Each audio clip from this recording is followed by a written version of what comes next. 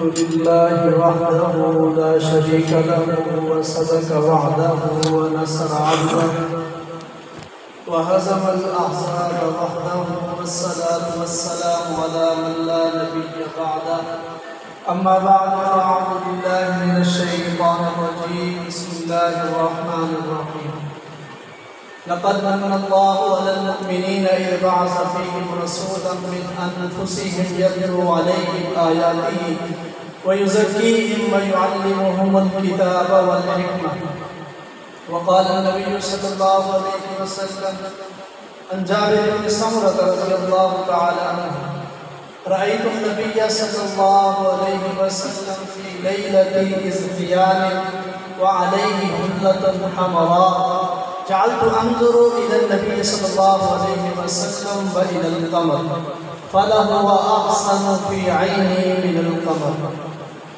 أو كما قال عليه الصلاة والسلام صدق الله العظيم وصدق رسوله النبي الكريم الأمين ونحن على ذلك من الشاهدين والشاكرين والحمد لله رب العالمين.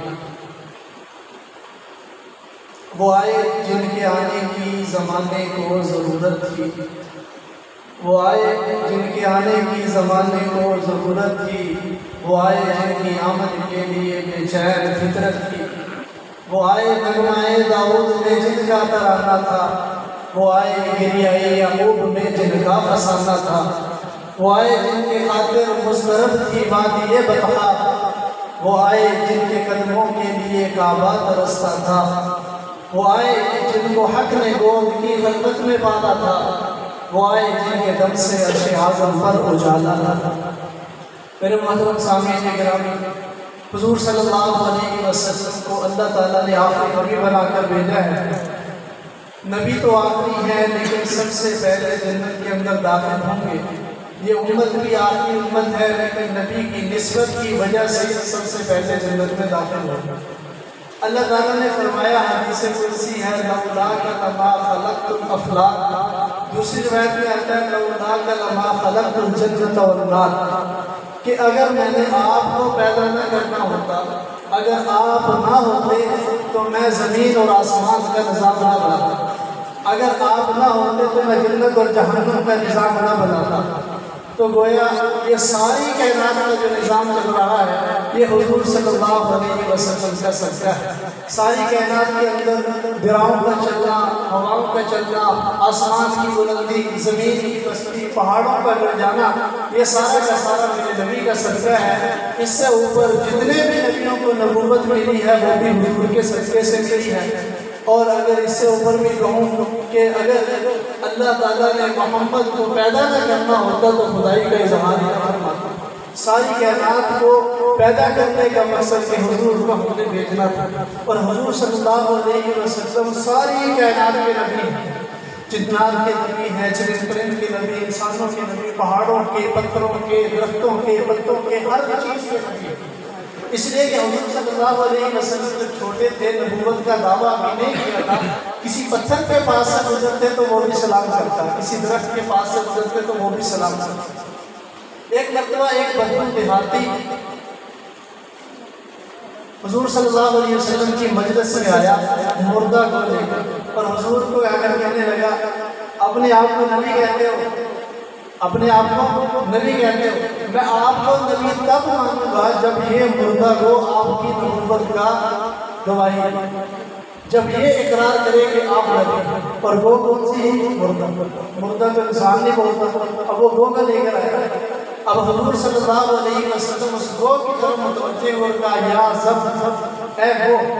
اللہ کے نبی نے عربی زبان میں کہا، اللہ تعالیٰ نے اس گو کو زندہ بھی کیا، عربی سمجھائی بھی اور زبان سے بلائی.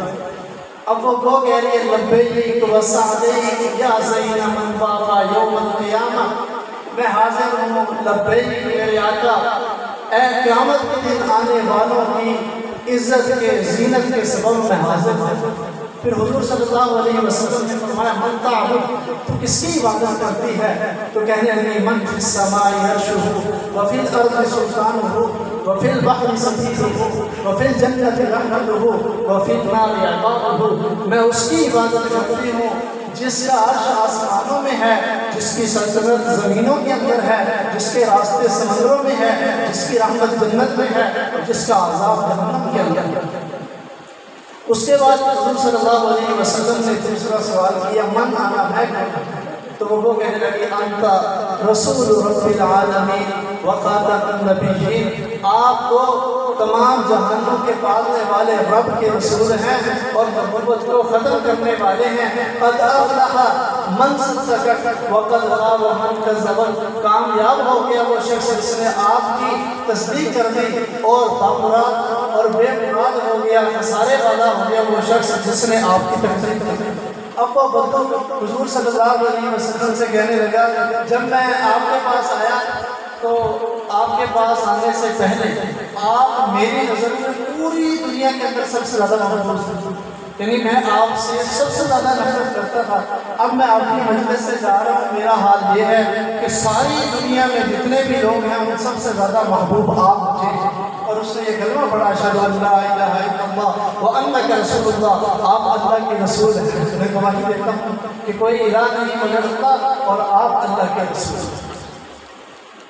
ایک مرتبہ ابو جہل آیا اور ہاتھ میں کنکر لیے ہوئے تھے، اور حضور کو آ کر کہنے لگا، آپ یہ بتا دو کہ یہ کیا چیز ہے تو میں مان لوں گا کہ آپ اللہ کے رسول ہیں۔ اب حضور صلی اللہ علیہ وسلم نے اس کے چہرے کو دیکھا، اس نے کہا، ارے ابو جہل چچا جان، یہ تو بچوں والا سوال ہے، یہ تو بچوں والا کھیل آپ میرے ساتھ کھیل رہے ہو۔ بچے پوچھا کرتے ہیں میرے ہاتھ میں بتا کیا ہے، اگر میں نے بتا دیا کہ تیرے ہاتھ میں کیا چیز ہے اور وہ سچ نکلی تو تو کہے گا تکا لگ گیا، کیا لگ گیا جی؟ تکا لگ گیا۔ یہ تو بچوں والا کھیل ہے، کیوں نہ ایسا ہو کہ جو آپ کے ہاتھ کے اندر ہے وہ بتائے میں کیا۔ اور حضور صلی اللہ علیہ وسلم نے جب یہ بات کہی تو ابو جہل میں تو یقین تھا یہ پتھر ہے، بولتے نہیں، یہ تو ہو نہیں سکتا، کہا یہ تو نہیں ہو سکتا۔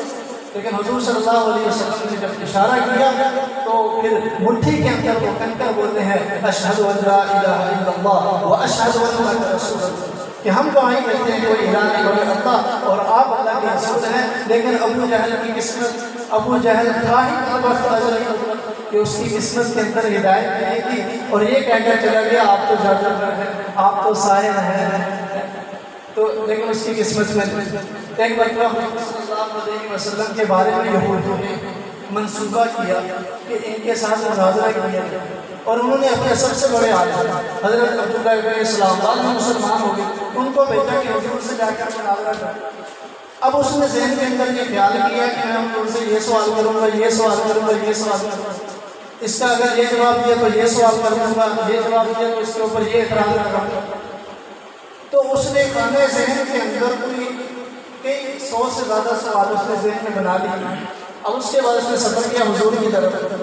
اب حضور کی طرف جب گئے تو تقدیر بھی مسکرا کر کہہ رہی ہے، سودا لینے کے لیے بازار گئے، کیونکہ اس کے ہاتھ جس کے خریدار جس کو خریدنے کے لیے گئے تھے اس کے ہاتھ ہی مل گئے۔ اب حضور صلی اللہ علیہ وسلم کی مجلس میں بیٹھے، حضور گفتگو فرما رہے تھے اور موضوع تھا زنا رہنا۔ حضور صلی اللہ علیہ وسلم بات کرتے رہے، وہ بیٹھا پیچھے سنتا رہا۔ حضور صلی اللہ علیہ وسلم نے بات ختم کی تو کہا، عبداللہ ابن سلام کیوں آئے ہو؟ تو کہنے لگا، انداز بدل دیا، لہجہ بھی بدل دیا، اور پھر اس رومی کا یہ انداز تھا، لقائے جواب ہر سوال، لقائے جواب ہر سوال، ہر مشکلت، ہر شبد بے فیلوقات، کہ آپ کی ملاقات میں تو سارے سوالوں کا جواب دے دیا، اب مجھے ضرورت نہیں ہے۔ تو کہنے لگا، میں تو آپ کا امتی بن کے آیا ہوں، میں تو آپ کا غلام بننے کے لیے آیا تھا مناظرہ کرنے کے لیے، لیکن اب کہہ رہے ہیں کہ میں آپ کا غلام بننے کے لیے آیا ہوں تاکہ کہ تیریاں ادامہ میں مرید ہو۔ میں حضور کی مجلس کے اندر تھوڑی دیر بیٹھا تو حضور کا امتی بن کے اٹھا۔ ایسے نبی اللہ تعالیٰ نے ہمیں دیے ہیں۔ حضور صلی اللہ علیہ وسلم سے حسن کے بارے میں نے خطبہ کے اندر ایک حدیث پڑھی ہے، حضرت جابر بن سمرہ رضی اللہ تعالیٰ عنہ فرماتے ہیں، میں نے ایک دن چاند کی رات کے اندر حضور صلی اللہ علیہ وسلم کو دیکھا اور چاند کو بھی دیکھا، تو پھر میری آنکھوں نے یہ فیصلہ کیا کہ حضور صلی اللہ علیہ وسلم چاند سے زیادہ حسین ہیں۔ کسی شاعر نے کہا، چاند سے تشریح دینا یہ کہاں کا انصاف ہے، چاند کے چہرے پہ ہے شائیاں، میرے نبی کا چہرہ صاف ہے۔ حضور صلی اللہ علیہ وسلم ایسے زندگی وَأَحْسَنَ مِنْكَ لَمْ تَرَكَتْ عَيْنِي وَأَجْمَلَ مِنْكَ لَمْ تَلِدِ النِّسَاءُ خُلِقْتَ مُبَرَّأً مِنْ كُلِّ عَيْبٍ كَأَنَّكَ قَدْ خُلِقْتَ كَمَا تَشَاءُ۔ حضرت حسان ابن ثابت رضی اللہ تعالیٰ عنہ فرماتے ہیں کہ میری آنکھ نے آپ سے زیادہ حسین کہیں دیکھا ہی نہیں اور کسی ماں نے آپ سے زیادہ حسین بنا ہی نہیں۔ اور پھر فرماتے ہیں آپ تو ہر عیب سے پاک ہے، گویا کہ آپ تو ایسے بنے ہیں جیسے آپ چاہتے رہے اور رب آپ کو بناتا ہے۔ یا صاحب الجمال و یا سید البشر من وجهك المنیر لقد نور القمر لا يمكن ثناؤه كما كان حقه بعد الهدى وزلفة لبسا مختصر کہ آپ تو حسن والے ہیں، آپ تو انسانوں کے سردار ہیں، آپ کے چہرے کی روشنی کی وجہ سے چاند کو روشنی ملی ہے۔ آپ کی تعریف بیان کرنے والے سارے تعریف کرنے لگ جائے تو آپ کی تعریف کا حق ادا نہیں ہو سکتا۔ بس قصہ مختصر یہ ہے کہ خدا کے بعد آپ کا مرتبہ ہے۔ تو حضور صلی اللہ علیہ وسلم کو اللہ تعالیٰ نے ایسے خوبصورت بنایا اور خود قرآن کے اندر کئی قسمیں کھا کر کہا میں نے حضور کو بہترین بنایا، حضور کے اخلاق سب سے اعلیٰ، حضور کی عادات سب سے اعلیٰ، حضور کی شکل و صورت سب سے اعلیٰ، اور حضور کے سنت اعمال کے اندر جو نور ہے۔ امام حنفی صاحب رحمۃ اللہ علیہ نے لکھا ہے کہ بیت الخلاء کی جو سنت ہے اس کے اندر چاند اور سورج سے بھی زیادہ اللہ تعالیٰ نے قرآن میں فرمایا میں اللہ والرسول فاولئک مع الذین انعم اللہ علیہم من النبیین والصدیقین والشہداء والصالحین وحسن اولئک رفیقا۔ جو بندہ اللہ کی اور اللہ کے رسول کی اطاعت کرے گا اللہ اس کا حشر ایسے لوگوں کے ساتھ فرمائے گا جس پر اللہ نے انعام کا وعدہ کیا ہے، وہ انبیاء کرام ہے، صدیقین ہے، شہداء، صالحین، اور فرمایا کتنی اچھی ہے یہ رفاقت۔ حضور صلی اللہ علیہ وسلم ایک دن فرمانے لگے دین شروع میں اجنبی تھا، بعد میں اجنبی ہو جائے گا، اور دین حجاز کی طرف ایسے سمٹ جائے گا جیسے سانپ بل کی طرف سمٹ جاتا ہے، اور دین حجاز میں مکہ مدینہ کے اندر ایسے جگہ بنا لے گا جیسے کہ پہاڑی بکری شیر کے ڈر کی وجہ سے پہاڑ کی چوٹی پہ جگہ بنا لیتی ہے۔ پھر فرمایا اس وقت میں خوش قسمت ہے وہ لوگ جو دین کی وجہ سے اجنبی سمجھے جائیں گے۔ کسی نے پوچھا یا رسول اللہ کون ہوں گے اجنبی؟ فرمایا اس زمانے کے اندر سنتیں مٹ رہی ہوں گی اور وہ میری سنتوں کو زندہ کر دیں گے۔ تو میرے محترم حضور صلی اللہ علیہ وسلم مجھے کائنات ہے، ان کی وجہ سے ساری کائنات کا نظام چل رہا ہے، اور اللہ کے حکموں کے اندر کامیابی ہے اور حضور کے طریقوں کے اندر کامیابی ہے۔ جنہوں نے بھی حضور کی اتباع کو اختیار کیا ہے اللہ نے ان کو دنیا میں بھی کامیاب کیا ہے اور آخرت کے اندر بھی کامیاب فرمائیں گے۔ تو ایک شاعر کہتا ہے لمبتا رہے تیرے روزے کا منظر، سلامت رہے تیرے روزے کی جاری، ہمیں بھی عطا ہو وہ شوق ابو ذر، ہمیں بھی عطا ہو وہ جذبہ بلالی، وآخر دعوانا الحمدللہ رب العالمین۔